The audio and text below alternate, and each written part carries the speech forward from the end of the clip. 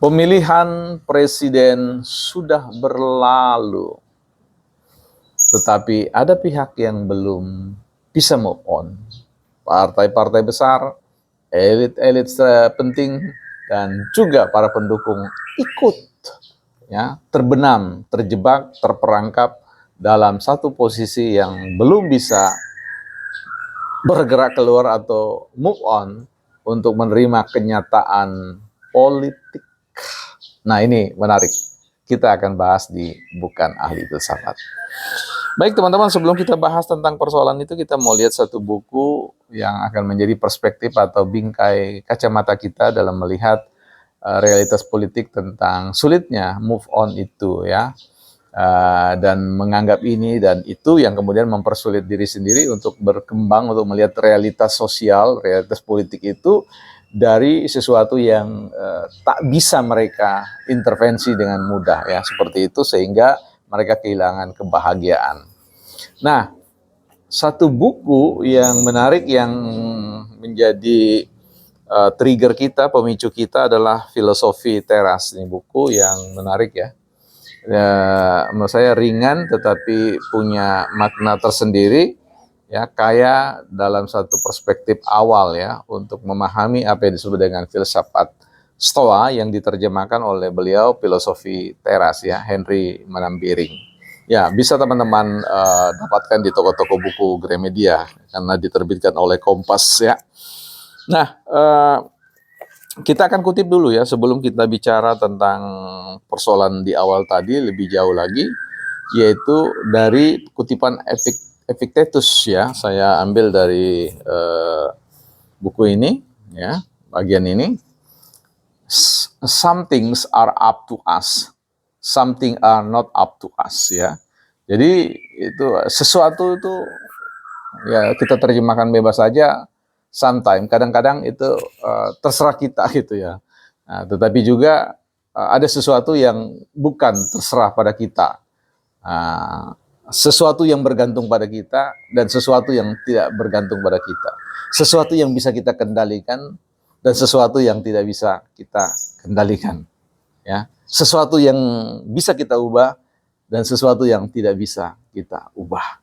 Nah, ini yang kemudian akan menjadi pintu masuk kita untuk mendiskusikan kenyataan politik tentang realitas usainya Pilpres, dan kemudian ada pihak-pihak yang belum bisa move on dan diikuti oleh para pengikut-pengikut atau konstituen-konstituen yang sampai hari ini masih marah dan pada akhirnya terjebak dengan satu sikap yang kemudian agresif ya, liar untuk kemudian menyerang sana-sini dengan sebuah interpretasi seolah-olah terjadi ketidakadilan, kecurangan dan sebagainya.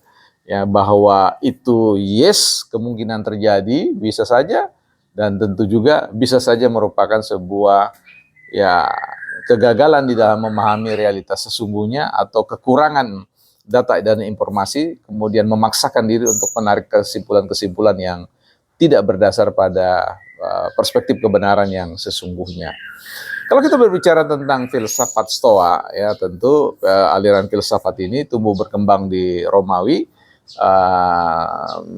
bicara tentang terkait dengan sebuah istilah yang disebut dengan Stoisme, ya, bicara tentang istilah yang oleh penulis buku tadi dialih bahasakan dalam bahasa dari Yunani, Stoa, yaitu teras ya menurut beliau, yang kalau dalam bahasa keseharian kita ya beranda, ruang publik dari sebuah katakanlah unit sosial terkecil, rumah tangga dan sebagainya, tempat di mana ada diskusi-diskusi ya, yang tentu diskusi seputar persoalan domestik atau persoalan rumah tangga. Tapi kali ini bicara tentang filsafat Stoa, kita berbicara tentang berkumpulnya orang dari berbagai macam latar belakang pendidikan, latar belakang sosial dan sebagainya, yang bertemu di sebuah ruang terbuka, di tempat teras di mana ada pilar-pilarnya menyangga kanopi atau apapun namanya itu, dan terjadi percakapan-percakapan yang tentu pada akhirnya mengukuhkan sebuah kerangka pikir filsafat Stoa ya, atau Stoisme ya.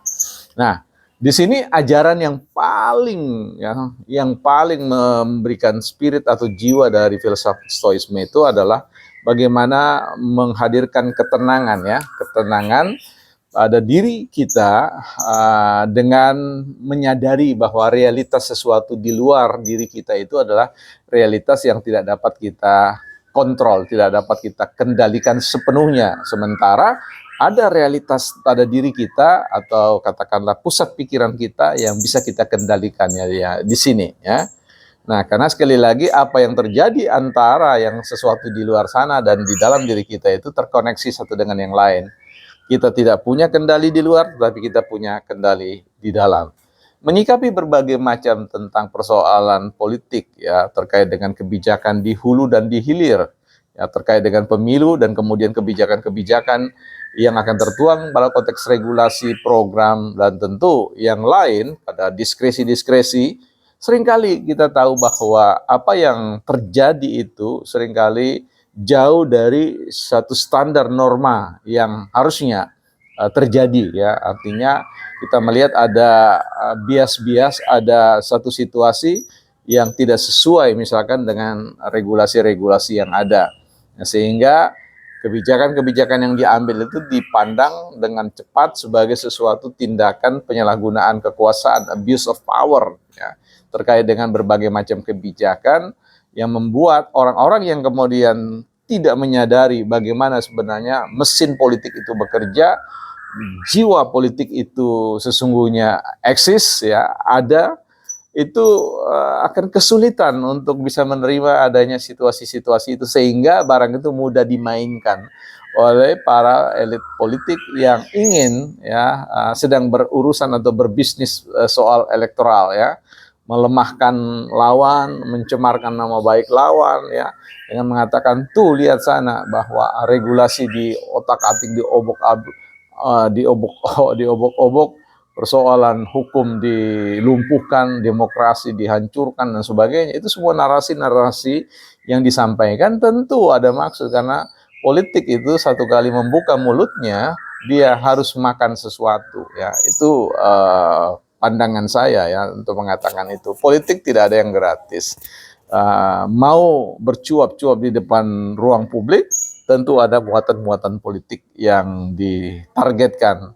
Nah, bagi kita sekalian, rakyat biasa yang tidak ada dalam lingkar kekuasaan, yang tidak tahu behind of layer ya, di balik semua lapisan-lapisan penutup ya mata publik, ya, jangkauan publik, kita tidak tahu apa yang terjadi pada katakanlah bargaining position yang terjadi para antar partai, antar elit-elit ya, yang kemudian dalam mata publik yang lurus-lurus ini selalu kacamatanya ukurannya adalah undang-undang saja ya. Kita tidak pernah bahwa undang-undang itu dibuat sebagai guidance ya, yang untuk sementara ya seringkali kita lihat ada uji materi ya, judicial review terkait dengan adanya undang-undang yang tidak eksplisit, yang tidak konkret untuk menuangkan itu, sehingga butuh tafsir-tafsir baru yang kemudian menjadi ruang perdebatan yang sengit ya. Nah, sebagai warga masyarakat atau konstituen, kadang-kadang kita geram, kadang-kadang kita merasa bahwa wah ini kita dizolimi, demokrasi ini sedang dipasung dan seterusnya. Akhirnya tidak ada rasa bahagia di dalam diri kita.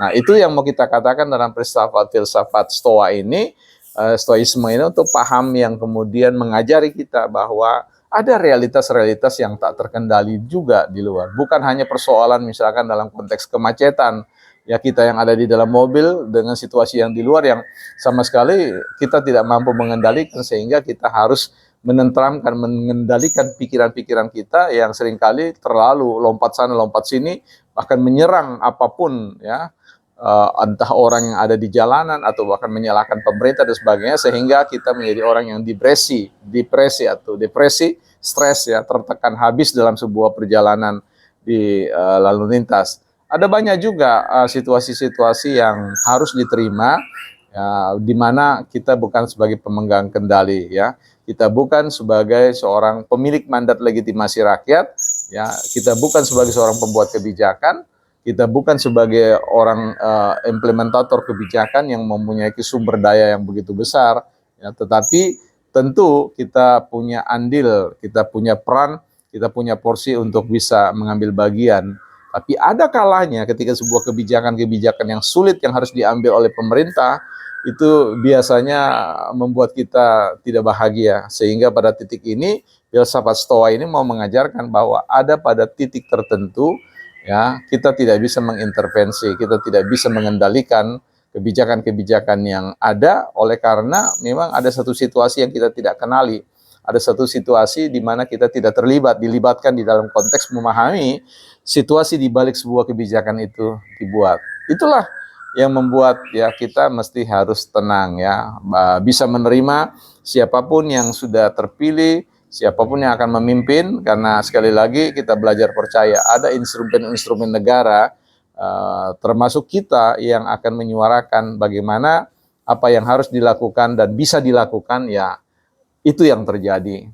Ada sesuatu yang harus dilakukan tetapi tidak bisa dilakukan oleh karena adanya pertimbangan-pertimbangan yang mulai muncul ya ketika hendak diimplementasikan. Ya tentu kita belajar untuk menerima tentang hal itu.